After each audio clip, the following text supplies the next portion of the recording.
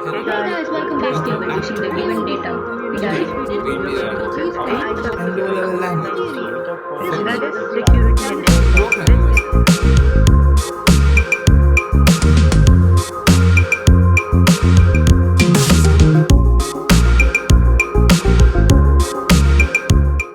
Hello guys, Code 4 is back with another amazing video. This video is all about the frequently asked questions from chapter 6 of Computer Science IGCSE. If you are new to this channel is all about educative stuff. So don't forget to subscribe Code 4. Without further ado, let's get started. Before moving on to the video, I would like to tell you some things about this video. The questions which are discussed in this video are from past papers. All questions explained may come or may not come in your board exam. The answers discussed here are from marking scheme, so don't worry about that. There will be all frequently asked questions from each chapter and are in order. Questions from 2015 to 2020. It's up to date. Past paper code for each question given on the left top side of your screen. Marks for each question are given in square brackets. The video also has memory tips which will help you remember answers. Each day there will be a video posted on each chapter FAQ. It's that simple. If you want an A star in your mark sheet, just turn on the notification bell to always and subscribe Code 4. The sixth chapter is Memory and Data Storage. Let's get started with the frequently asked questions from this chapter. So this question is a 3 subdivision question. Let's read what they are asking for. Describe what is meant by lossy and lossless compression when applied to files. Name and describe one type of file that uses lossy compression. A company advertises its backup memory device as having 500 GB of storage. A customer wishes to know how many 8 MB files could be stored on the device. A company claimed that up to 62,500 files, assuming each file is 8 MB, could be stored. The customer calculated that 64,000 files could be stored. Explain the difference between these two storage values. Show any calculations you use in your explanation. This question is one of the most repeated one and a simple question, I suppose. In the next subdivision, we have to give an example of lossy compression, and that's easy too. The last subdivision of these type of questions always has a calculation based question. Remember, you can't use a calculator in the examination, so be prepared for some simple calculations. The question is actually so easy, and I will explain how I solved it and how marking schemes have awarded marks for it. So first question was writing down the definition of lossy and lossless file compression. The name says it all. Lossy means something is lost and lossless means nothing is lost. So lossy compression means when compressed something is lost, and when decompressed the thing which is lost, and file is not like the original since a part is lost, but that part is usually not noticeable. In a lossless compression, even when you decompress, the original file is restored with no loss of data. This is the answer for the first question. The second question was asking an application of a lossy compression. So an application where lossy compression is used would be JPG or MP3. In JPG, colors which can't be seen by human eyes are removed, and we know JPG is used to store images. Just write it there. In MP3, sounds which human can't hear are removed, and that is called perpetual music shaping, and MP3 is used to store sound files, and I hope you know that too. So you see its invisible colors to naked eye and unhearable music removed, and this doesn't make any difference in the data. So for the third subdivision of the question, here is how I solved, which is how the marks are awarded in the marking scheme. So we know that 1 GB is equal to 1024 MB. So 500 GB would be 500 multiplied by 1024, which is 5,12,000 MB.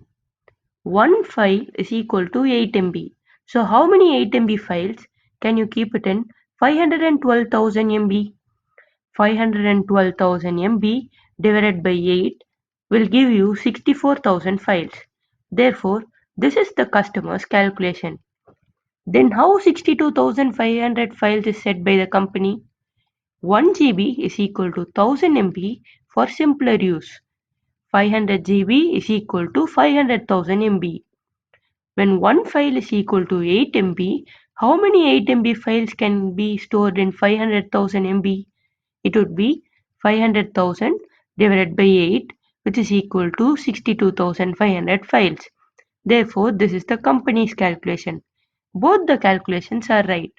So the difference between the files will be 64,000 subtracted by 62,500, which is 1,500 files. This is how I calculated. In the marking scheme, it is written any 3 from company's calculation is based on 1 GB equal to 1000 MB.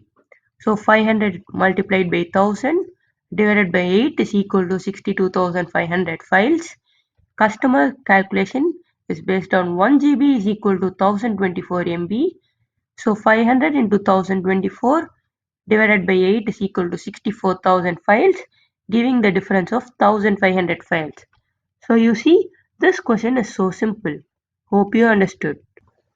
Moving on to the next question, a two subdivision question. MP3 file compression reduces the size of a music file by 90%. A music track is 80 MB in size. Calculate the file size after compression. How many MP3 files of the size calculated above could be stored on an 800 MB CD? Wow, 2 marks for this simple calculation? Nice. The next subdivision. Explain how MP3 files retain most of the original music quality. State the type of file compression used in MP3 files. Name another file compression format. This question is repeated at least 2 times. A easy one, and if you don't understand, don't worry. We are here to help you understand. So for the first subdivision of the question, 90% of an 80 MB file is compressed. That means 90 by 100 multiplied by 80, which is 72 MB. This is not the answer. This data is compressed. So it is 80 minus 72 MB, which is 8 MB, which is compressed. So how many files of this data can be stored in 800 MB? It would be 800 divided by 8, which is 100 files. This is so simple. 2 marks, easily done. So the second subdivision is explaining how file compression in MP3 works. As I said you earlier in the video about MP3, it's same as that. It removes sound human can't hear. It uses perpetual music shaping. And if two sounds play at the same time, it removes softer sound because harder sounds are only hearable at that time. This is all you have to write for getting 2 marks. The next question's answer would be lossy compression because the data compression algorithm makes some data loose. So it is using lossy compression algorithm. The third subdivision of this B part is any one from JPEG, MP4, ZIP, GIF, etc. Here you shouldn't get confused. They have asked a file compression format and not a compression format. So don't mistakenly write lossless. Moving on to the next frequently asked question. Explain what is meant by primary, secondary and offline storage. Give an example of each. A 6-mark question. The next subdivision is a set of photographs has been taken for a wedding. All the guests are to be sent digitally stored copies through the ordinary postal service. There are 50 photographs and each photograph is between 1.8 and 2.5 megabytes in size. Work out the maximum storage space required for a set of photographs. State with a reason a suitable medium to use for the copies to be sent to the guest. This question is so simple and it's the most repeated 6 mark question after the sensor microprocessor question we saw in the 5th chapter FAQs. If you haven't seen them, see the description for the full playlist on all chapters FAQs. This is a two subdivision question and second one involves a bit of calculation, but that's easy, don't worry about that. So the first one, primary storage. Primary storage is the main memory and you can't say if it is volatile or non-volatile because ROM is non-volatile and RAM is volatile and it is directly accessed by CPU. Next up we have secondary storage. Secondary storage is non-volatile, that is, it is permanent and it is not directly accessed by CPU. And examples include hard disk, which you use, and they are called HDD, hard disk drives. SSD is also an example of secondary storage device. Next up we have offline storage device, which includes USB, CD, Blu-ray, DVD, etc. and they are non-volatile too. And an important thing about offline storage is that this memory can be removed from a computer system. Moving on to the next subdivision of this question. They are asking for maximum storage space. They have given that there are 50 photographs and the photograph is between 1.8 and 2.5 megabytes in size. So the maximum size would be 2.5. It's obvious. So the maximum storage space is 50 multiplied by 2.5 and that is 125 megabytes. So the next part of the question is what medium you use for the copies to be sent to the guest. You can use CD, that is compact disc, or low capacity flash memory because it's only 125 MB. The reason would be they both are good for mailing and they are inexpensive. That's the end of the frequently asked questions on chapter 6. Thanks for watching. New video will soon be available for all 8 chapters. So stay tuned on Code 4. Make sure you comment your doubts and we would appreciate all valuable feedbacks from you. Like, share and subscribe Code 4. Chapter 7 FAQ coming soon.